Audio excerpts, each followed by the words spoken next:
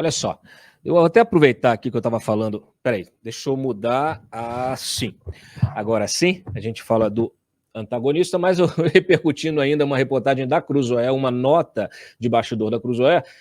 Olha quem está sendo o favorito para o STF caso Lula vença. Põe na tela, por favor, Freitas. As coisas não são sem razão em Brasília. Elas não são sem razão. Põe na tela, por favor. Põe na tela, eu não vou falar. Põe na tela. Tá carregando. Bruno Dantas é o favorito ao STF. Agora tinha que ter o Robson com palmas. Palmas. Eu sei até quem tá batendo palma. Claro, né? Aí tá de boas você prometer uma vaga no... Opa, aí, ó. Quem será que tá aplaudindo o Bruno Dantas? Uma chance para vocês.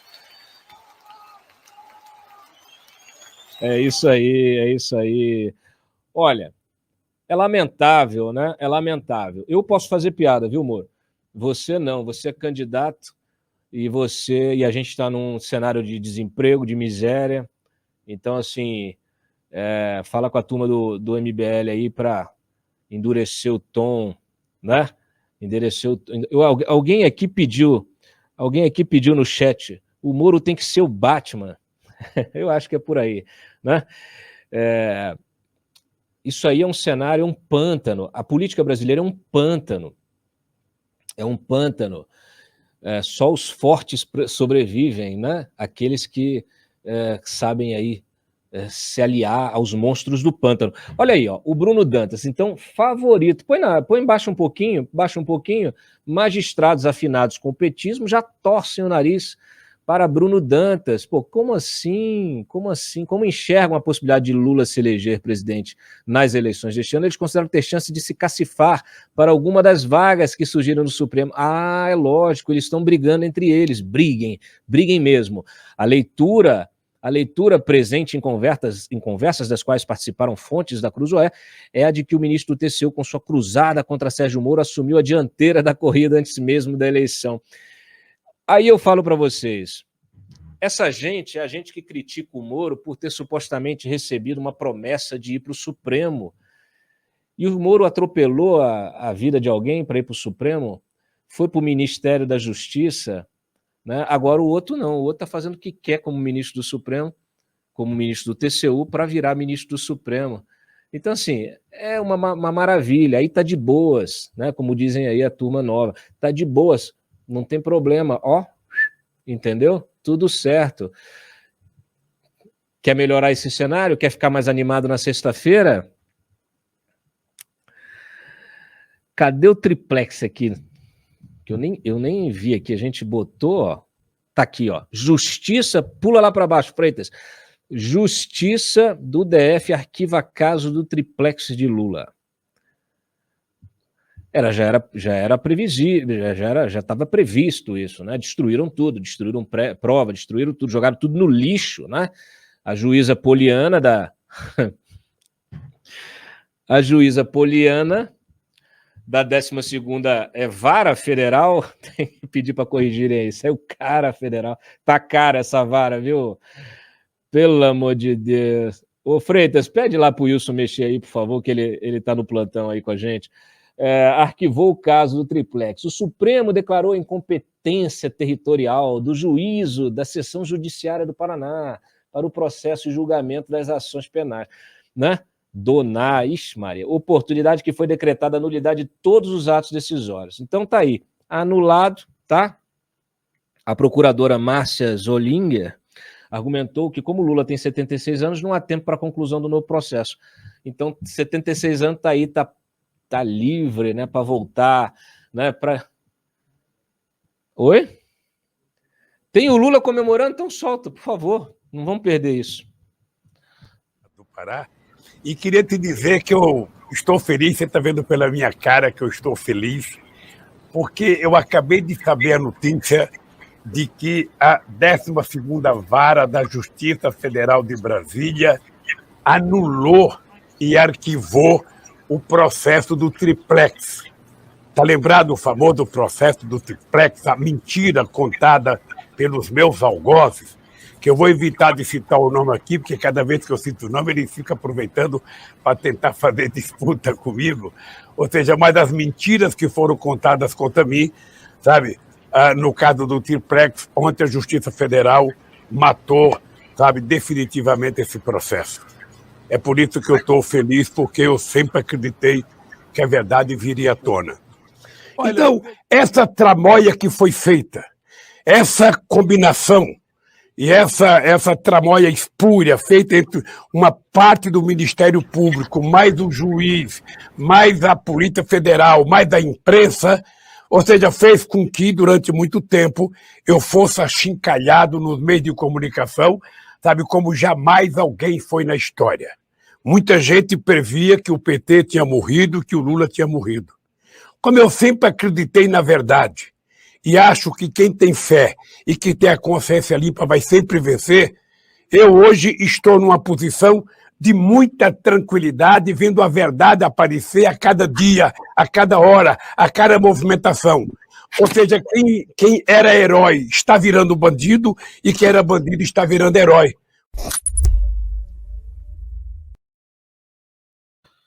Foi o petista do Joelto que fez isso aí, né? Botou o Lula falando. 2 minutos, ô Joelto, não, né? Era para botar 15 segundos. Tô brincando. Joelto não é petista, não, porque aqui a gente não tem petista de estimação, não, né? Nem comunista de estimação nessa redação. Ao contrário de outros, a gente não tem comunista de estimação. Tem ali uns ou outros, assim, um pouco mais humanista, mas comunista, não.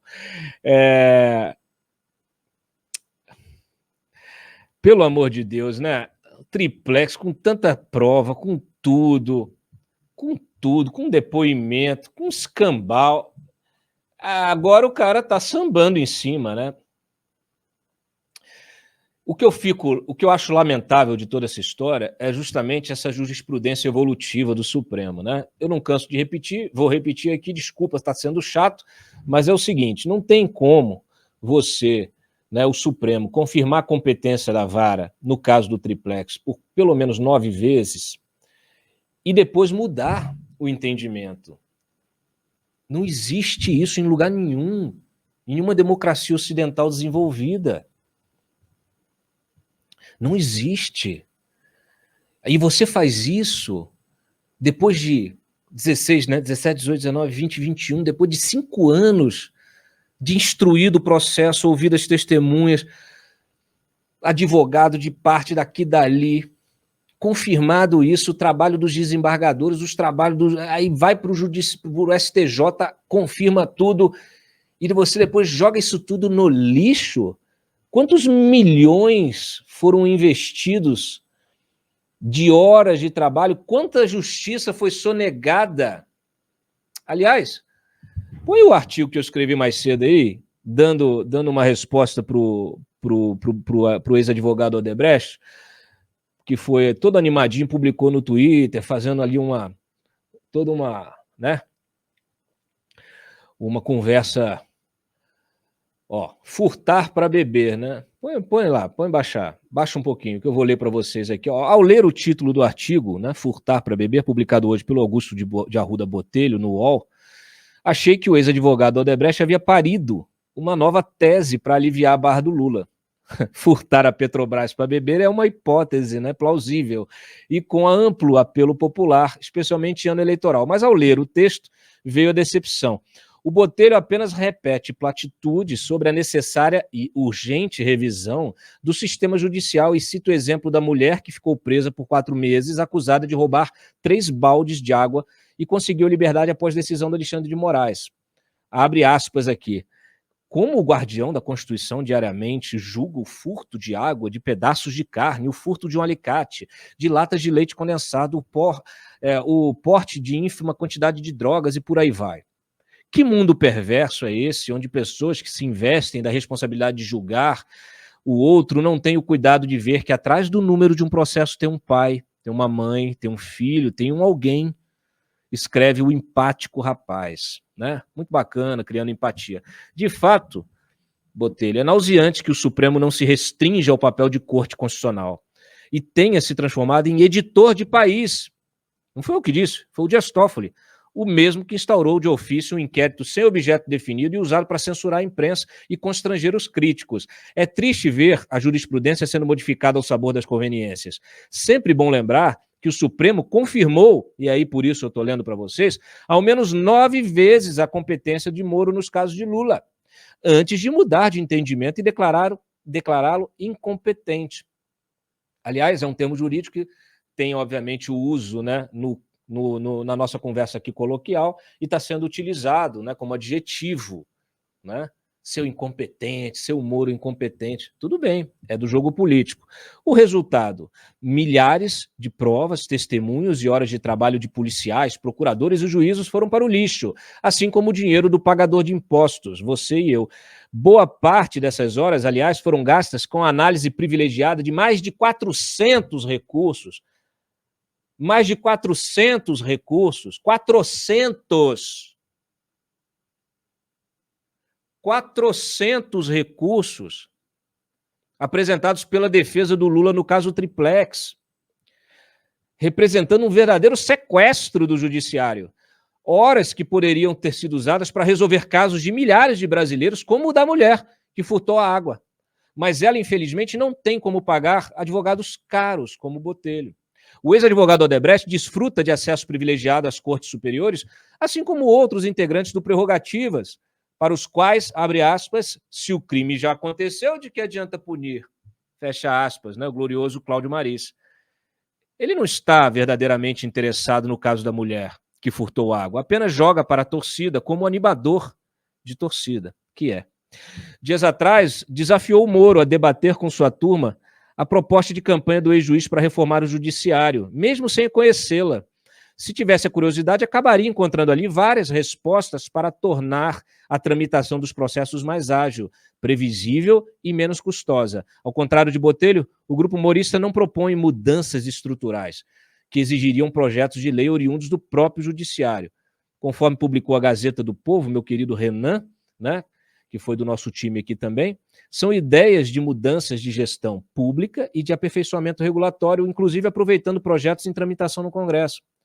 São várias as propostas, tá? Elas vão muito além da área criminal e incluem resolução de conflitos por meio de arbitragem, reforço do sistema de precedentes e estímulo à solução de casos de forma coletiva, além de aprimoramento da atuação das agências reguladoras, impulsionamento da regularização fundiária e a garantia do direito à moradia, avanço na adoção pelas empresas de programas de conformidade, compliance, de inserção do modelo ESG, Environment, Social and Governance, de práticas socialmente responsáveis, sustentáveis e corretamente gerenciadas. A verdade, gente, é que o sistema colapsou.